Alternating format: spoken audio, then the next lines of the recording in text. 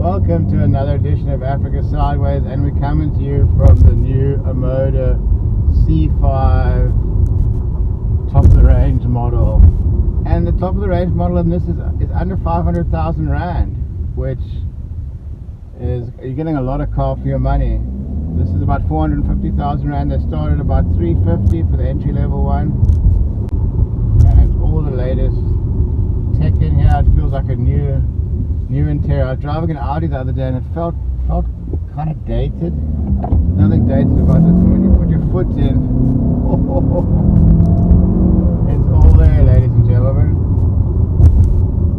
It's a great value for money. This is coming for the RAV4 Toyota Cross segment, very popular compact SUV segment, highly competitive, and the Chinese are coming in hard at this. I drove the Haval Jolion, which I was very impressed with. This is fishing in the same pond, and it's really quite a piece of kit. I've driven the C9, the big Omoda. That was very impressive, and this is also very impressive. Another thing I like is the memory on this thing actually remembers your settings. So if you don't want all the driver assistance on, you can turn stuff off. It actually lets you decide. Some other cars, you change the setting and within one stop of the car it's forgotten it. So that's a big plus sign. This is not a big beeper. Chinese cars are beeping less. This is 450,000 for this one, top of the range, luxury model. Entry levels 325, 350. So on value for money, it really does have you covered. And then for power, it's also got you covered. You can put the boot in, and it's all there, ladies and gentlemen. I really like the tech on this car. It's intelligent tech, and it also remembers your settings from before. It's got the blind spot monitor, which I really like on this car. It's a useful piece of new tech. Whereas the lane assist, I find you often wrestling this car. I haven't come across the lane assist yet, which is a piece of tech I prefer to do without. Also, the indicators are better on this. In the past with Chinese cars, you could center the indicator. Once you've gone left, it's difficult to center it back to the right, but this one, you go left, and then once you come back in, you can just turn it and it goes off. So I'd say this every time, but every time I get in a Chinese car, it feels a little bit more refined, a little bit better, and this particular vehicle is no exception to the rule. It's got your sunroof, electric seats, leather seats, loads of legroom in the back. So for a small family or a single person, this really does tick a lot of boxes. And with Omoda, part of the Cherry brand, you get a long warranty with them, and there's more and more dealerships popping up. I am interested to see what the long-term reliability is going to be of these Chinese cars, because you're competing with the likes of the RAV4 and the Toyota Cross, so it needs to have that bulletproof reliability. But what it does have over those guys is pricing. I haven't seen a mid-size SUV of this luxury spec under $500,000 Rand for quite some time, which is why I'm seeing more and more of these on the road. Actually, a friend of mine, Blaine, was looking at buying a Toyota SUV and ended up in one of these because of the price differential, the warranty, and it really is a lot of car for your money, ladies and gentlemen.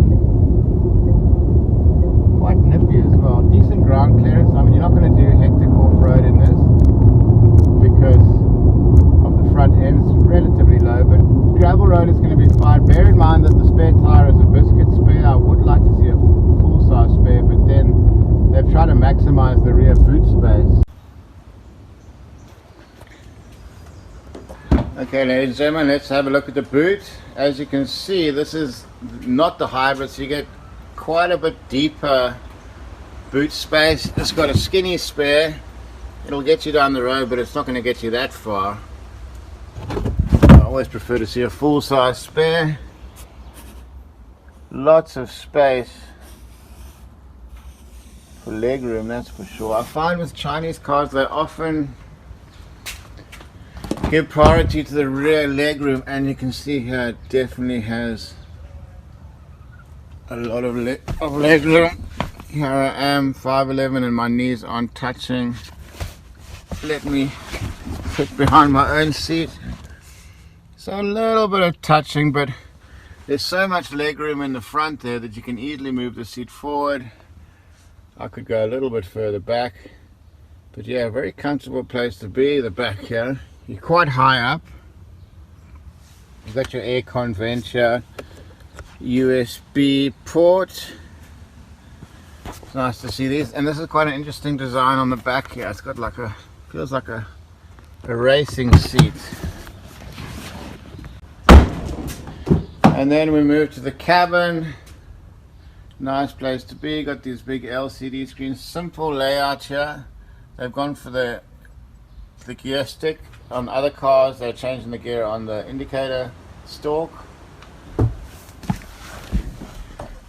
Loads of leg room here on the front. And you've got your sunroof up here, which you can adjust over there. Apple, Android, and all that kind of jazz. Good tech, and it's not too intrusive. I find this car not too intrusive at all. So they've compromised the spare on some levels, but it is a deep boot at the back. You can fit a lot of stuff in there. Although it needs to be deeper because the back of the rear of the car is quite slanted, which compromises your packing for taller objects. So having the lower sprung boot really comes in handy, and that's also because this is just a petrol, not a hybrid. There's more space in the back. The hybrids you tend to find have smaller boots.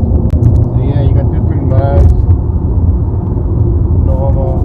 Let's pop it into sports mode. You can see it takes the revs up a bit. Oh. Stiffens the steering. This is a proper sports mode. Duck it into the corner. Oh, the suspension of this feels better. What was I driving the other day? I was driving something else, and the suspension didn't feel so lekker. This one feels on point. Another beautiful day in Cape Town. And a beautiful car to drive. The front end of this is also quite an eye-catching design. It's a pretty cool run, and in this red it pops. So your competition for this is a tight compact SUV market. You got the Toyota X-Cross, you got the Urban Cruiser from the Toyota side, you got the Suzuki's got a few, the Grand Vitara is more compact these days, and then the Hyundai, you got the Toucan. Yeah, there's really a lot out there. This is probably the most hotly contested segment in motoring. At under 400,000, 500,000 rand, you know, if you're prepared to go for the entry level one, you're going to be looking at under 400,000 rand, which is really, really good value for money. You get a hell of a lot of car for your money. And yeah, I think this is why the motor industry is so tight at the moment, because the Chinese are really coming with the products are no longer cheap and cheerful. They're cheaper but able to attain a higher level of quality. So yeah, I can see the Omoda selling quite a few of these products. That is for sure. And on the Africa Sideways rating, this really does get a solid 8.5 out of 10. There's nothing really to dislike on this vehicle. It ticks a lot of boxes. Oh yeah, one thing I don't like, but I could turn off, was there's a welcome jingle that goes off every time you start the car. I was able to turn that off, so well done for Omoda for listening to your customers once. If they want something off, you keep it off. If they want something on, you keep it on. So I really like that from a car company that listens to their customers. So in terms of the driving experience, these cars are getting closer and closer to a luxury German driving experience, and quite frankly for half the price. If you had to compare this to the German offerings, that's when the price gap gets even bigger. I mean, this would be equivalent to an Audi Q3, which I'm assuming one of those is pushing $1 million. So that tells you the price, the sort of the price saving you can make on these cars is quite phenomenal. Also, if you can get away from that whole ego thing about I need to drive X sort of car to feel good about myself, rather buy the car on its merits.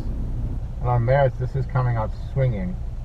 As I said, if they can have reliability on this particular car, this could be one of the best selling cars in the world. This compact SUV segment is hot to trot. All the manufacturers want to dominate this, and Chery with their Omoda brand is really coming out swinging. So there you go, ladies and gentlemen. We'll catch you next time on Africa Sideways. Peace.